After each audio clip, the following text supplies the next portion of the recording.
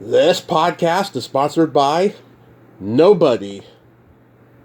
Hey dudes, this is Laura Summer, the original voice of Janine Melnitz on The Real Ghostbusters, and you're listening to Tommy Throwback Kovac on Splat from the Past. Oh, fudge. Tommy brought his own slime. Hey dudes, welcome to Splat from the Past, the only 80s themed horror sci-fi show where things can get totally radical. Now today I am welcoming probably the most talented lady to come from Canada, and I'm talking about Terri Hawkes, actress and voiceover artist. A lot of you horror fans, you know her from such horror classics as Killer Party, Prom Night 2, Hello Mary Lou. And a lot of you voiceover people out there, you all know her as the voice of Sailor Moon, and especially from my childhood, Baby Hugs Bear in the Care Bears movie. And it's going to be a great interview today, and I can't wait. I mean, it's funny, I DM'd her back in 2019, and her personal assistant read it about 2 months ago, finally, and we're going to make it happen today. She is extremely busy. She makes, films now, and she's studying feminism, getting her degree in college and stuff like that. And it's going to be a great talk today, and I cannot wait. So yeah, here is my interview with Terri Hawkes.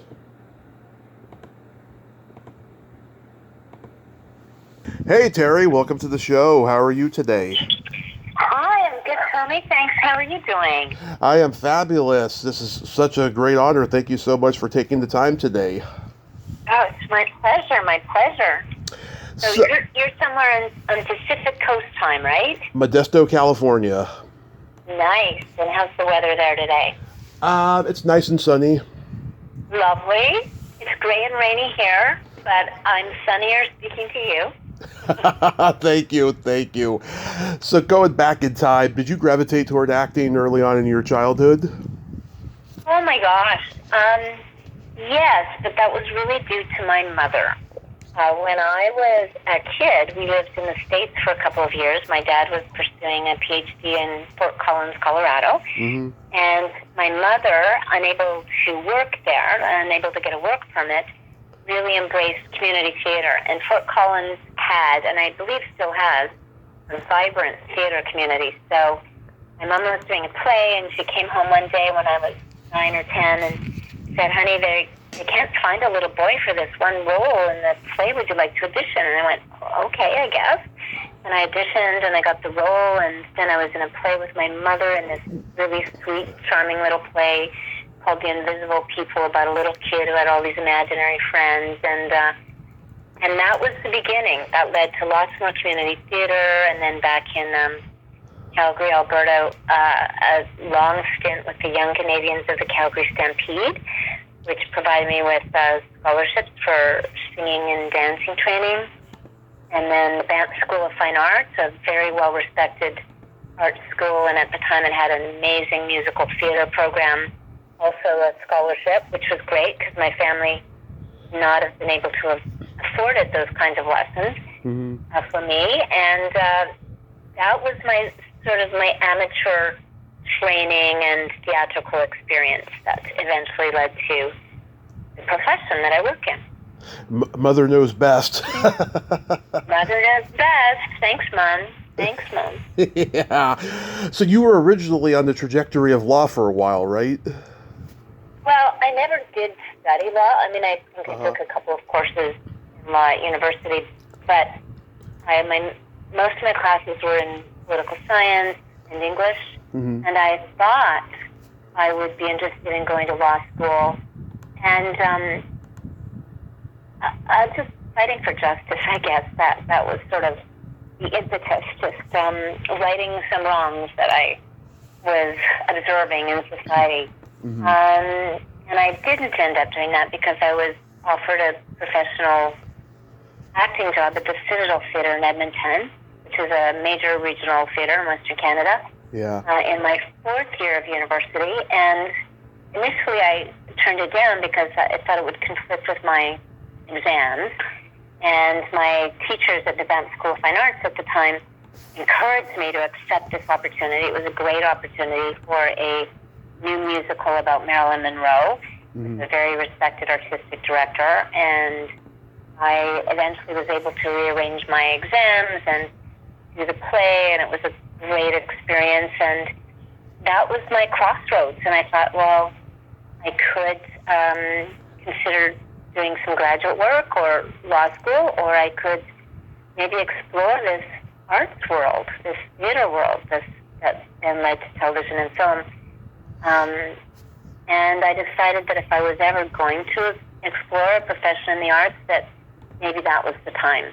And I did. And with a little bit of elbow grease, a lot of treading the boards, and some support from various people along the way, I was able to cobble together a career as an actor and a writer and a director. So amazing. That's the path I ended up taking. Yeah, amazing. So, getting into credits, you played a nurse on today's special. Oh my gosh, you have done your research. Oh, I've seen this episode many times since I was a kid. Really? Okay. Wow. Yeah, you play a nurse. You fluff Muffy's pillow. Yeah, this was a huge staple of my childhood when I was like 4 or 5 years old. Does anything stand out about that show? Just really the people. Clive Vanderberg was the creator, I guess, the showrunner for that show, and he's a lovely human being, and I think likely it started with him, and he created a wonderful working environment of professionals and and some stories that really resonated with young people. Noreen Virgin, who passed away recently, was a very important part of that group for sure.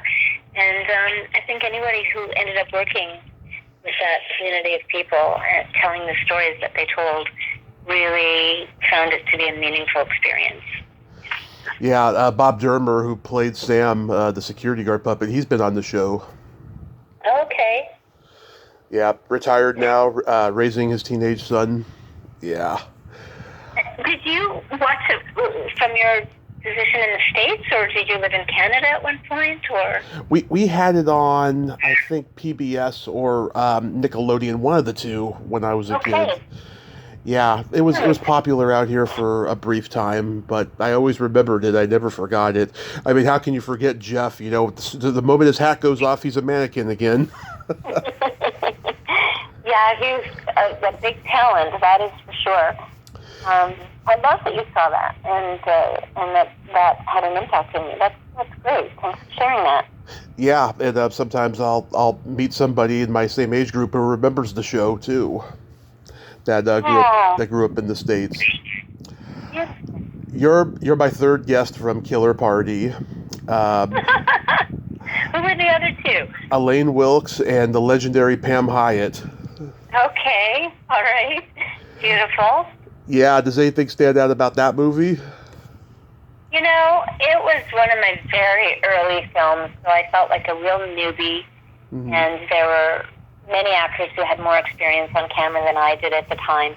So I did a lot of listening and learning and watching and trying to hit my marks and just trying to take everything I'd learned in my acting classes and apply it to working in front of the camera. So I was in a good group. It was a fun atmosphere, a lot of young people, a lot of very talented people. And it was a bit wacky, as I'm sure you know if you've seen it. And it was fun. It was one of those when I was 20-something, one of those early experiences that made me think, okay, I want to know more about this. I'd like to explore a little more in film and television. It was great. Yeah, William Fruitt directed. He's a genius. His name never comes up on like the great horror filmmakers of his generation, but he should. Yes, he was very, very talented, for sure. You're my third guest from Hello, Mary Lou, Prom Night 2. Okay. Who else did you have from that show? Bruce Pittman and Lisa Scroggie. Oh, nice. Yeah. I've worked with Booth a few times over the years, and not just in film but in television. He's also a very talented director. Very prolific in his television work, too. Yes, absolutely. He was one of the most working directors, I'm sure, in television at that time in Canada, for sure. Yeah, so had you seen the first Prom Night? I probably did. I have to say, Tommy, I don't remember if I saw it before or after. I don't. It doesn't feel like there was a huge connection between the two. Once again, that was a really great experience. Another really talented ensemble. We were in Edmonton. It was a very creative experience. I loved my role. I mean, it was she wasn't the most likable character, but lots of fun to play and to work with people who I have run into off and on over the years again. And it was another great early experience. An ensemble in a film that really clicked and worked well together. Yeah, it was a good working experience. Thanks for asking. Yeah, because they told me it wasn't supposed to be a Prom Night sequel. It incidentally became one because they thought that would be a good money grabber. You know, it was just a completely different movie. And when you watch it, it's kind of a ripoff of Carrie in some ways.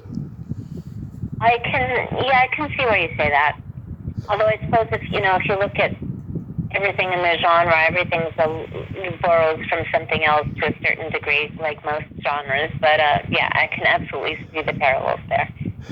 Your death scene is pretty quick. Falling neon light impaled your stomach.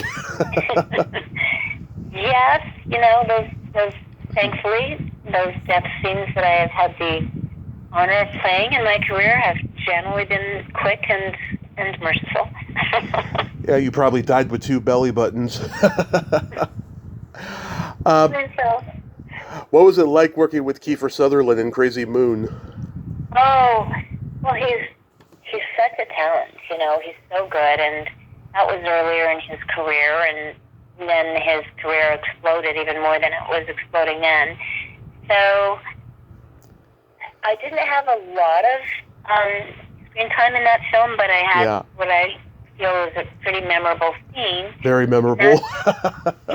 Yes, and I credit Kiefer with a good chunk of that because he's great to work with as an actor. Like he is the kind of actor who you can kind of play with, play off of, and try new things with, and he really responds. Those are the kinds of acting relationships that one looks for in their career, the kind that you might have in, say, a scene study class or a really good workshop where you really get to sort of experiment a little bit and you're really keyed into the other person and they take you in directions you might not have expected. And I think Kiefer is that intuitive kind of an actor, and it was a pleasure working with him. It really was. Yeah, he had been known for playing tough juvenile delinquents up to this point, and to see him play a nerdy, sympathetic, rich kid, I don't think anyone was prepared for that, but he is so talented. Yes, he sure is. He absolutely is. Yeah, and so for people who haven't seen it, you're a nerdy girl he's supposed to go on a date with, and he starts making you uncomfortable by fondling a mannequin, and so you run out of there, and then he catches up to you on the motorcycle with the mannequin. It was far out. It's brilliant. To the best of my recollection, the mannequin looked a lot like me. Yeah. Made it super creepy. So hopefully viewers got a few chuckles out of that one. It's pretty funny, yeah. Do you remember working with Mr. T on TNT? Yes, not a lot. I don't have any juicy stories to tell, but he's also a very a very focused and hardworking actor, and he was also a pleasure to work with. The guy who produced the show, one of the producers, Rob Ward, he's like a historian on Westerns, and I had him on recently, and he told me about producing that show. Oh, okay. Well, you've done your research. My goodness, I haven't thought of some of these shows in such a long time. Good for you. Yeah, and I saw the episode on YouTube. You were very adorable in it, I have to say. Thank you. I didn't even know it was on YouTube. I'll have to look it up sometime. Oh yeah, there's a lot of episodes of TNT on there. It's funny. I have a vague recollection of it from my childhood, but I've only recently become aware of it. Okay, thanks for the tip. Yeah. How about The Killing Machine? Oh my goodness. Well, that was a good challenge. It was a pretty meaty role, and also working with good actors.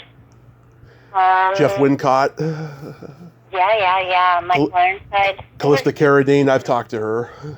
Yes, a good cast, a really good cast again, and another good experience. I recall it was kind of pre-Christmas holidays, so we kind of worked till the last minute, but we had some nice holiday celebrations on set. There was a nice collegial atmosphere on that show, absolutely. Were you comfortable doing the lovemaking scene? Well, I have to say that there was another actor, a body double, who did some of that work. Oh, okay. I appreciate it and had a lot of respect for her because that's not easy. And I think between the two of us, and then our co-actor, I think we made it work. Yeah, I mean, back then the late night steamy erotica movie was pretty popular on cable, and you turn on Cinemax late at night and those kind of movies would be on. No one really makes them anymore. Yeah, I think it would be my preference probably not to do that again, but yeah. At this point, at this point in your life, how about working? Yeah, but not even at this point in my life. Just that my lens as to what's kind of acceptable and what is not so acceptable has evolved and hopefully matured a bit over the years. And now they got intimacy coordinators on set. Yeah, for sure. What about working with Gene Wilder in Murder in a Small Town? Another talented, brilliant guy. Icon. He was an icon for sure. It was challenging because the standards were so high for himself and for everyone on set, and we worked really hard, and it was also fun and funny, and I learned a lot. Very grateful to have done that and to have been able to work with him. It was an honor.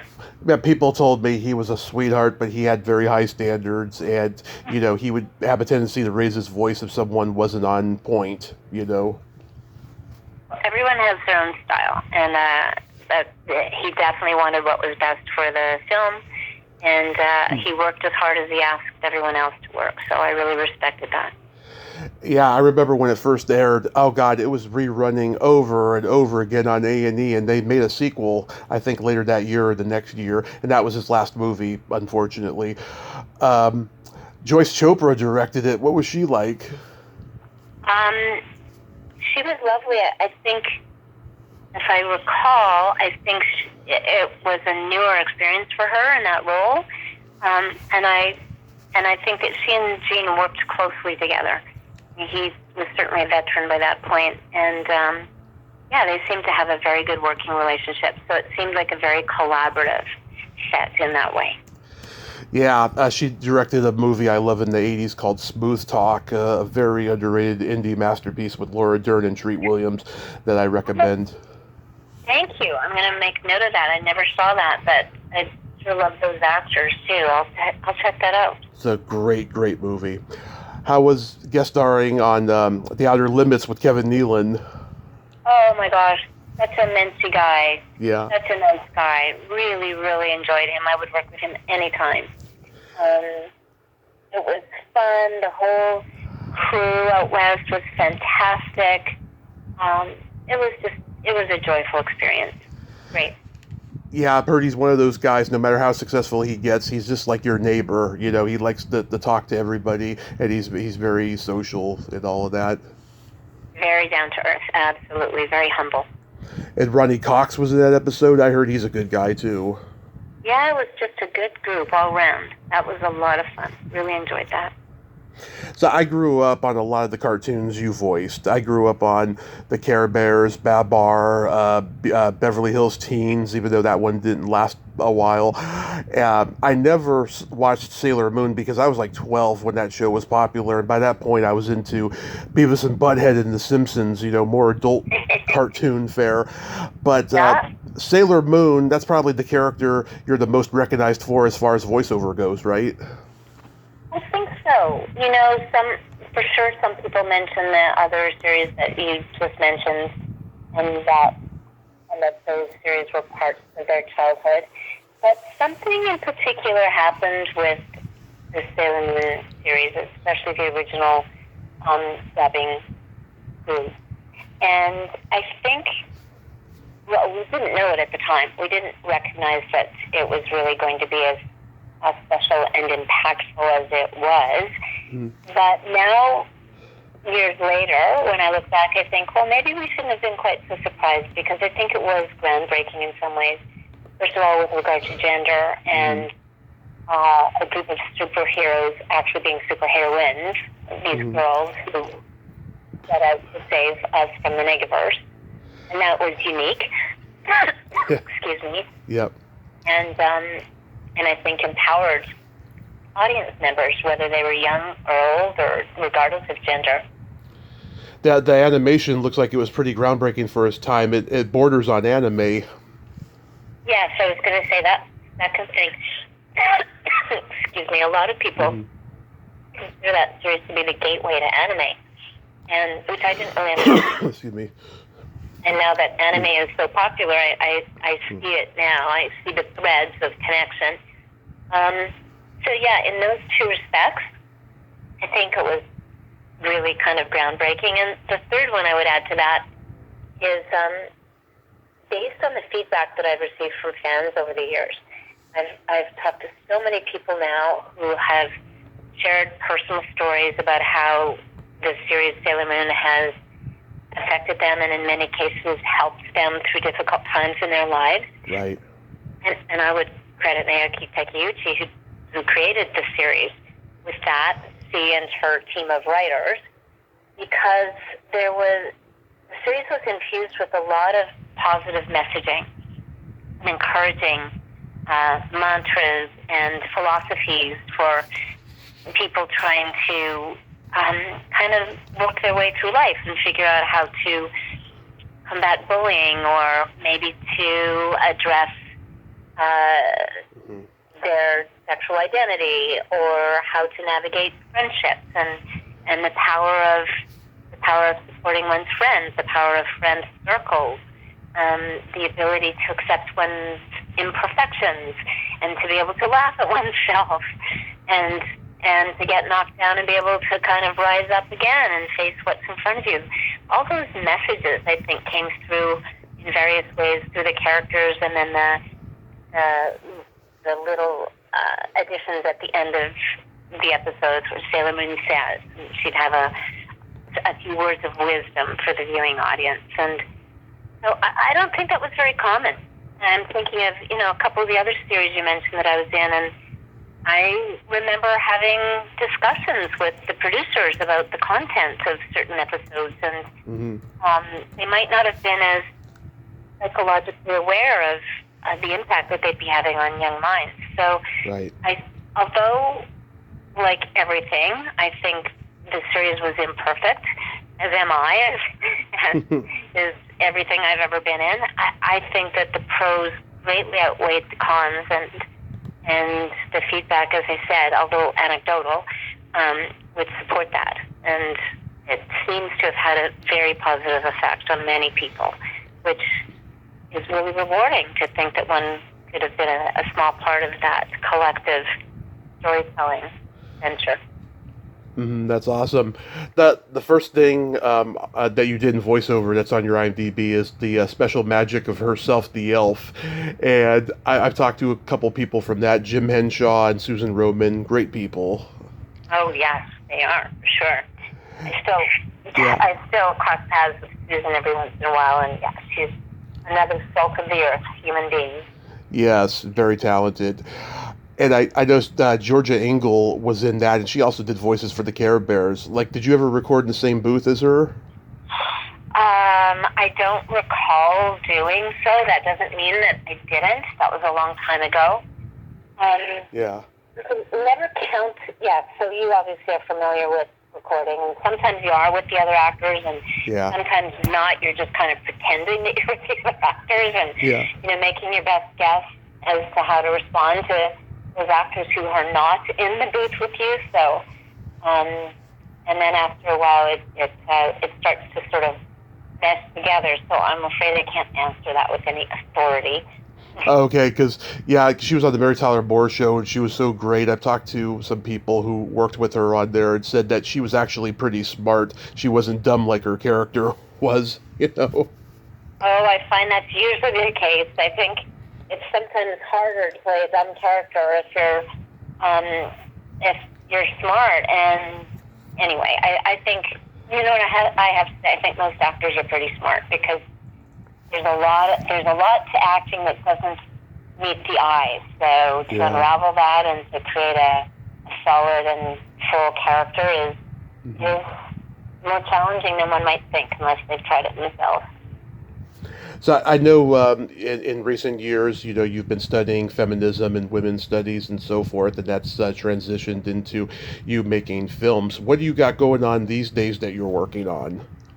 Oh, thanks for mentioning that. Yeah, I had the opportunity to go back to school a few years ago, and I really enjoyed studying gender, feminist, and women's studies, and it reinforced my desire to tell more stories about people from underrepresented groups. So for a time, I was quite interested in writing stories about mothers because I felt there was an absence of stories about mothers on the screen. And I also, in grad school, wrote about the challenges of artists who are mother artists, so mothers who work in the arts and need to manage their mother work, their unpaid mother work, and their hopefully paid professional artistic work. And that's a really tricky balance sometimes. So I had a number of papers published on that. I did research on that, and I felt very strongly about that. And in the decades since I started doing that research, I have seen, thankfully, an increase in stories about mothers. And there's also some movement in terms of the work, the obstacles to work for mother artists, in particular mother actors, and the challenges that one faces because of stigma around the body and the shift work that's involved in acting, which doesn't make for very family-friendly hours sometimes, et cetera, So that's been really rewarding, and that finds its way into my work now, my creative work. So it might find its way into a character, or now that I'm writing more and more, certainly the scripts that I write now really try to bring some of these social questions to light. So in answer to your question, I'm doing a lot of writing, and I'm working currently on 2 or 3 television scripts that are around not just mothers, but women, usually overcoming adversity in some way and rising up and reinventing themselves and finding agency and finding support through friends and basically rocking it. These are the kinds of stories I like to tell. And I think that another underrepresented group that really speaks to me would be now middle-aged women and up. The older that women get in any profession, the more obstacles they can face. And the entertainment industry is certainly a field where ageism has reared its ugly head and still presents some obstacles for people. So I'm interested in supporting women and youth in the arts in particular. Right. And I'm interested in writing stories about people from underrepresented groups. That's what really stokes me at the moment. Are you going to write a memoir or do a one-woman show? I think you'd be great at that. Oh, thank you for that support. I've never done a one-person show. I thought of it when I was in grad school at UCLA at one time in their playwriting program, and it wasn't really the popular thing to do then, so I didn't. And now I'm thinking, it's so daunting when I see people do it really well. I saw Dan Flax, a Canadian playwright, do a one-woman show recently, and I thought, wow, it's a tough gig, and she does it so well. So I don't know. I have to think about that, and more important than that, I'd have to think about what I want to say. So I don't know. A memoir is something that I would consider if I felt that what I had to say might be useful to somebody. But I'm pretty busy writing scripts right now, so I'd have to clear some time at some distant point in the future before I would consider that. But thanks for the thought. I'll keep it in the recesses of my mind there somewhere, and maybe draw on that someday. Of course. I mean, you're a great speaker, so I think you'd be great doing a one-person show or writing your memoir, because you've had such an interesting journey. Thank you. Yeah, Terri, thank you so much for coming on today, and I'm so glad you're doing what you love and what you're passionate about, and I hope you have a great rest of your day and be safe out there. Thank you so much, Tommy. I'm still kind of taken aback by the amount of research you did, and I think if I ever do write a memoir, I'm going to have to phone you and ask you to remind me about what I should include in there, because you do your research. Great questions. Thank you so much. My pleasure. Thank you so much. Bye-bye. Take care. Bye. Well, there you have it. Terri Hawkes, ain't she a sweetheart? Oh my God, what a passionate, sweet lady. I'm so glad we could talk today and finally make it happen. 5 years later, it's been the case with me in so many different situations. I love it. Well, until next time, this is Tommy Throwback Kovac saying there's no shame in living in the past, because the present sucks. Later, dudes.